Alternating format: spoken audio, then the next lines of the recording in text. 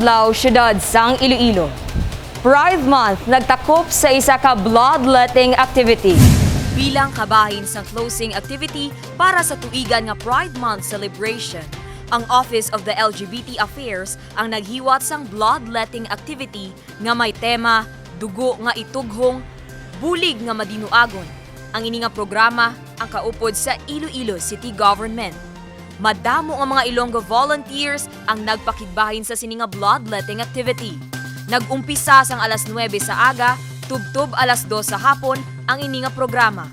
Ginakalipay gid sang syudad ang pag-ugyon sang Philippine Red Cross Iloilo Chapter, Iloilo City Government, kag SK Federation nga ginpatigayon gid sang aton pinalangga nga alkalde, Mayor Jerry P. Treñas.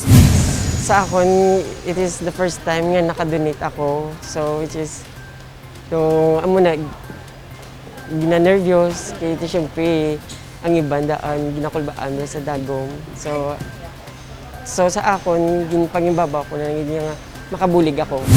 Sa sini nga pamaagi, makabuligid kita sa pagpalawig sang kabuhi sang aton mga kauturan, di lamang sa LGBTQ community, kundi lakip man ang aton mga utod sa bug-os nga syudad sang Iloilo. Ari kami dito sa Bawang nagbulig just because not only for being a member or president, para ini nga hindi lang sa community namon sang LGBTIQ, para ni sa mga Ilonggo nga damo ga kinahanglan, because I believe sa isa ka patak sang dugo damo mabuligan. And not only that, gapatigid ko ang Ilonggo gabato, and I believe nga isa ka dugo is para sa tanan, and I believe we are one.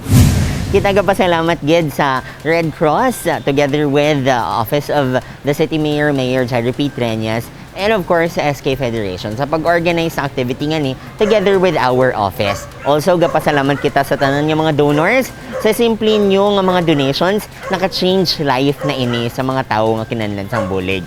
So madamo gid nga salamat sa aton nga. Padayon kita sa pagdugang sang duag sa bug-os nga syudad sang Iloilo. Ini si Dane Raffles para sa Level Up Patrol. Padayon kita sa pag-uswag kag pag-level up syudad sang Iloilo.